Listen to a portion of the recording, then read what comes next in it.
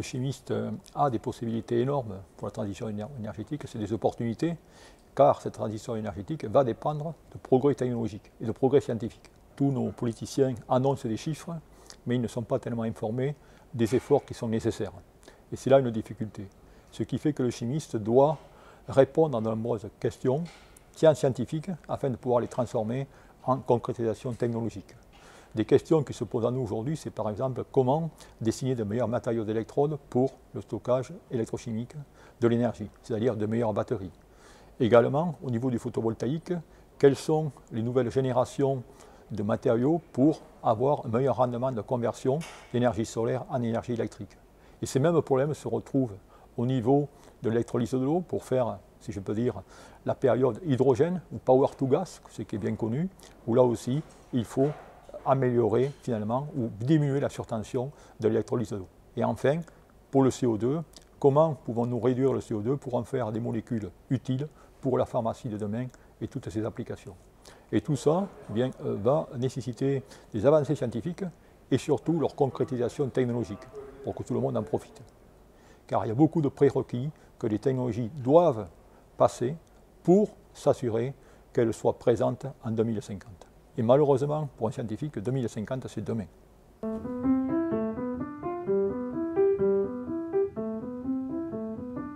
Alors bon, je pense, pour répondre à cette question, je vais prendre un exemple. Si on regarde les technologies à ion lithium, c'est vraiment la conquête du monde. C'est aujourd'hui le cœur ou le poumon de notre société. D'où, comment faire cela? Eh bien, je vais prendre une histoire qui est parallèle. C'est une technologie sodium-ion qu'on est en train de développer dans le cadre du développement durable. Et dans ce cas, eh bien, de nouveau, la chimie a été importante et il faut prendre des brevets, ensuite nouer des liens avec des industriels, créer des PME, et c'est comme ça qu'on a créé une PME Tiamat. Et cette PME, aujourd'hui, eh bien, est en train de fabriquer des prototypes qu'elle est en train d'essaimer à différents industriels pour des applications totalement différentes, soit pour la trottinette de ville, soit pour le véhicule électrique, pour les véhicules hybrides et bien d'autres applications. D'où toutes les recherches, là aussi, il y a à ce jour un potentiel d'impact sur notre société qui est gigantesque. Du moins dans le domaine du stockage d'énergie, dans le domaine de l'énergie en général, toute avancée, que ce soit sur le photovoltaïque, je me répète, sur l'électrolyse de l'eau, sur la CO2 réduction ou sur les batteries, auront immédiatement une conséquence, je dirais, très importante.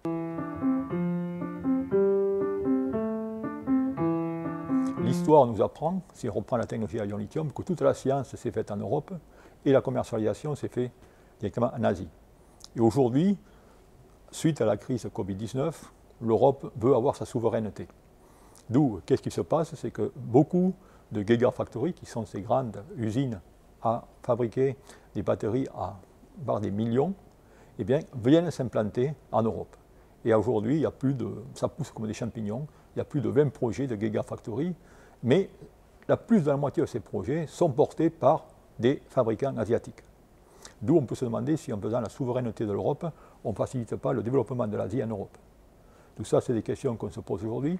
Et ensuite, si on prend des exemples, on est en train de bégayer l'histoire une fois de plus, puisque je vous ai parlé de la technologie sodium-ion, dont la science a été faite en Europe, qui a été conçue en Europe, et aujourd'hui, malheureusement, on est obligé une fois de plus de bégayer l'histoire et d'aller sous-contracter en Chine pour faire ces accumulateurs. La souveraineté, ça va être important dans le cadre du développement durable, parce qu'on parle de ces gigafactories, mais ce qui est aussi important, quels sont les matériaux qu'on va y mettre à l'intérieur. Et à ce jour, on importe 98% des matériaux. D'où, d'un point de vue CO2, ce n'est pas terrible. D'où là aussi, l'Europe va devoir faire un effort conséquent pour essayer de développer soit du recyclage, bien sûr, mais également essayer d'extraire des minerais en Europe, notamment le lithium, sur lequel on trouve de plus en plus de sources, soit en France ou ailleurs. D'où c'est vraiment la problématique aujourd'hui dans cette commercialisation ou dans cette course, je dirais, à l'or que représentent les batteries.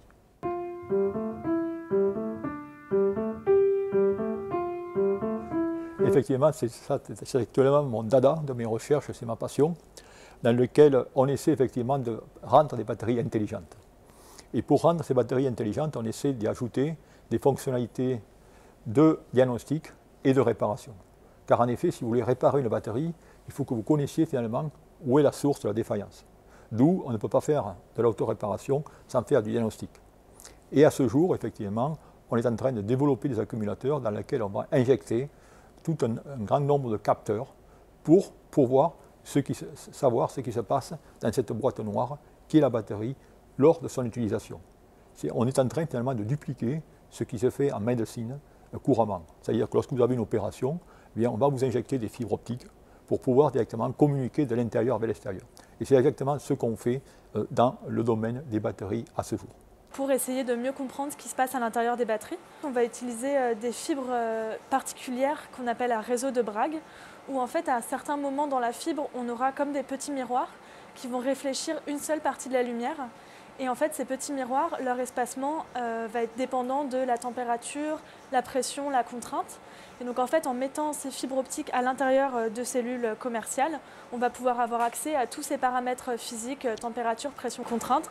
Et grâce à cela, eh bien, on arrive à améliorer la durée de vie des batteries, leur performance, d'où par conséquent, on arrive tout simplement à diminuer leur empreinte CO2. Et ensuite, cela permet également de donner à la batterie une seconde vie. On sait si la batterie a été fatiguée ou a été utilisée dans des conditions extrêmes. C'est ainsi qu'on peut décider qu'une batterie de véhicule électrique peut être transformée en une batterie pour aller direct sur le réseau et avoir une double fonctionnalité. D'où c'est toutes ces recherches que l'on fait.